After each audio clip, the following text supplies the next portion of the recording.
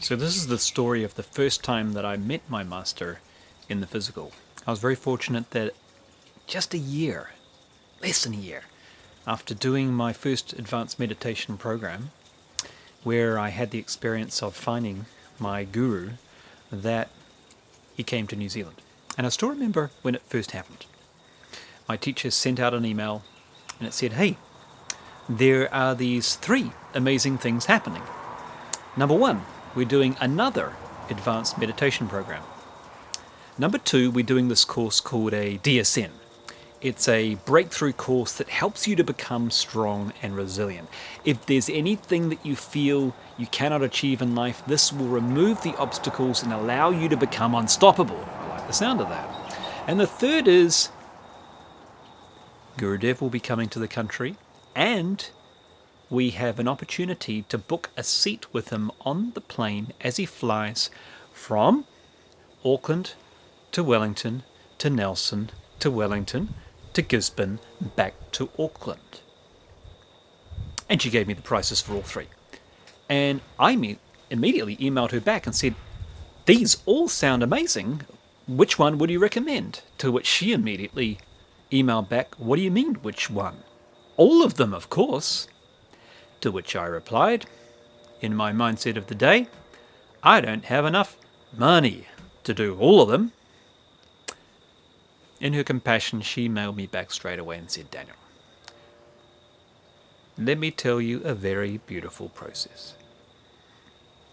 It always works, every single time, provided one thing is true, and that is from your side you are 100% committed."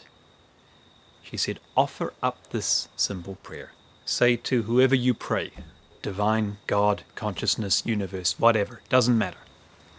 Offer up this prayer. There are these 3 things I want to do, that I have in my heart to do. There is this one small obstacle called money. Please, divine, take care of this obstacle for me so that I can do what is in my heart to do." She said, "Do this, surrender 100%, and if you are 100% committed, this cannot not happen. It works every time." I did it. I offered that up, and she was right. Within 3 days, the money appeared miraculously out of nowhere from a source I was not expecting that gave me more than enough to pay for all 3. I immediately booked all 3. The flight with Gurudev, the DSN Personal Breakthrough course, and my second advanced meditation program. And that month became a month where my feet did not touch the ground.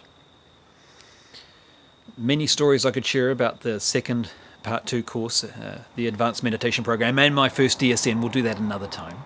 But this story is about my first ever meeting with Gurudev. I still remember it. It was in Wellington Airport.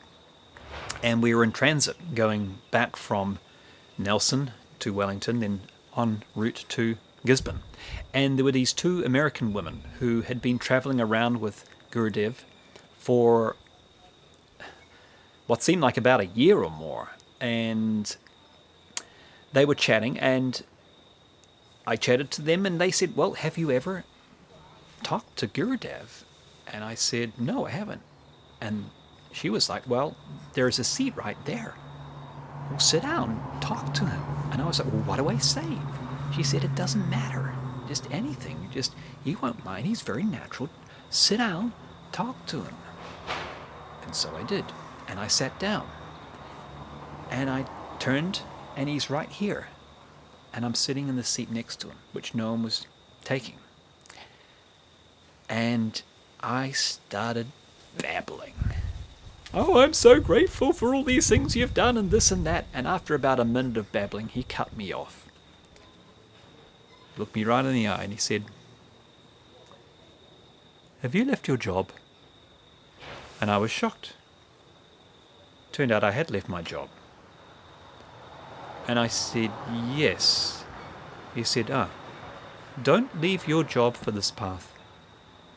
He said, "You can teach, but make it a sideline. Focus on your work." That was all he said. And I didn't say another thing. I just sat there in silence. So did he. And I was feeling very blissful, but also some part of me was disappointed. Because at that stage, that wasn't the answer that I wanted. I wanted him to say, come with me, come to the ashram, be a teacher, spread knowledge around the world. I had this notion that that was a better path than the path in the world. I was still trapped in a cycle of comparing myself to others, rather than asking myself, what is my path? And he knew my path. He knew that had I left my job and become a teacher, for one thing, I wouldn't have had the finances to support my family. But even if that weren't the case, I would have become very ungrounded. I needed the lessons, the practical spiritual lessons that the world was going to deliver me better than anything else could. And it turned out he was right. And after that month of where my feet did not touch the ground, I was on such a high that I remember very, very clearly being in a due diligence meeting with a group of technology investors, all around 15 to 20 years my senior. And I was sitting there as the CEO of this company of 2 people at the time. And they were asking me these hard-nosed questions that I had no right to know the answer to because I did not grow up in a business family. And my knowledge of business and tech investment was very small. And yet, I was so centered, so calm, and it was as if I was seeing the whole scene as a movie director, including myself in the scene.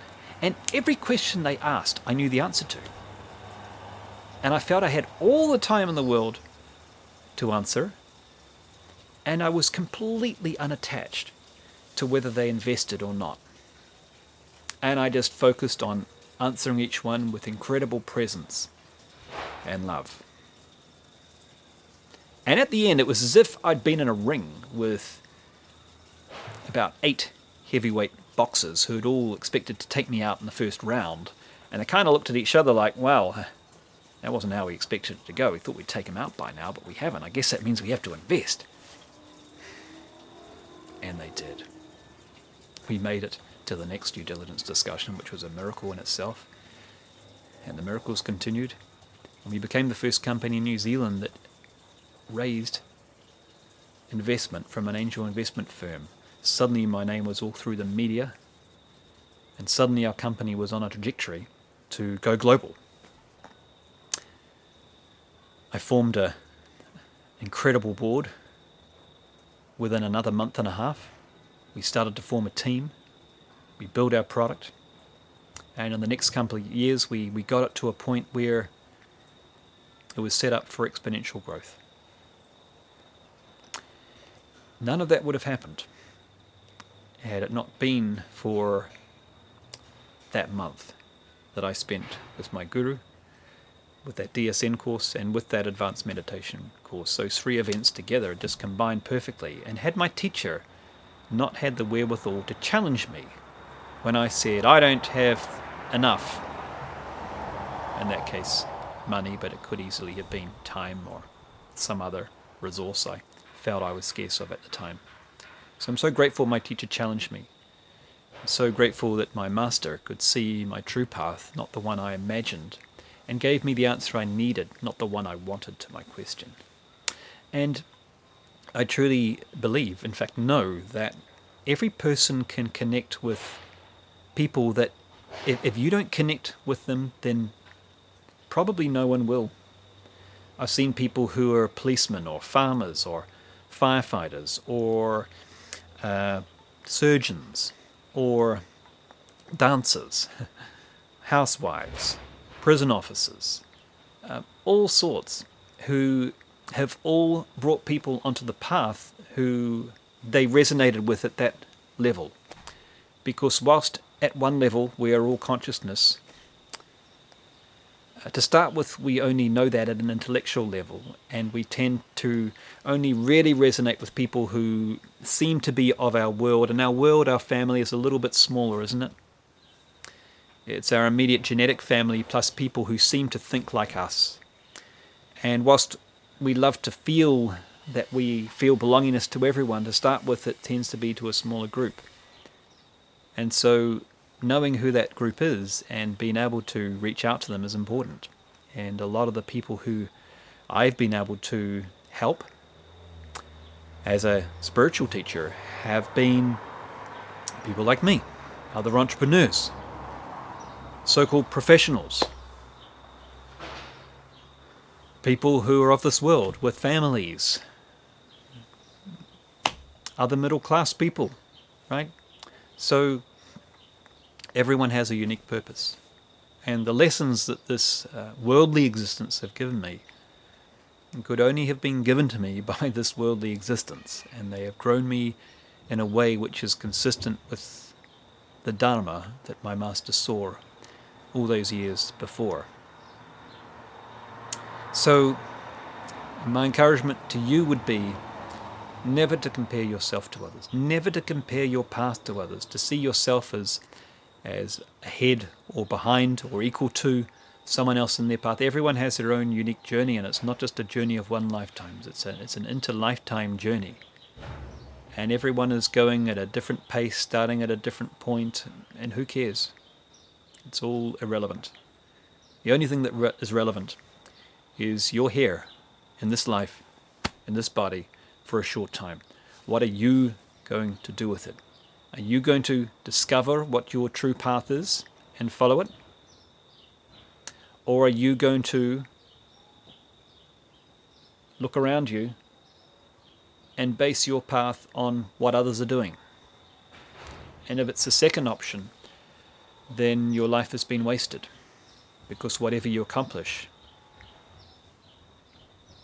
you've embarked in a direction which was not your Dharma, was not your purpose. And not only will you feel the emptiness at the end, but the lessons that you could have been afforded through choosing the path of your Dharma, you don't have. So listen to people who hold your best interests at heart, who know what your Dharma is, and do the things that sharpen your intuition so that your Dharma becomes more obvious to you, such as the ultimate intuition enhancing tool, which is, of course, meditation. Sometimes people say to me, how do I know what my true path is? I say, are you meditating? No. Start meditating. Then you won't have to ask others, you will know. So, follow your true path. Do not compare to others. And trust that when the wise ones say something which may be uncomfortable, they're giving you what you need, not what you want, and you'll be grateful for it in the very near future.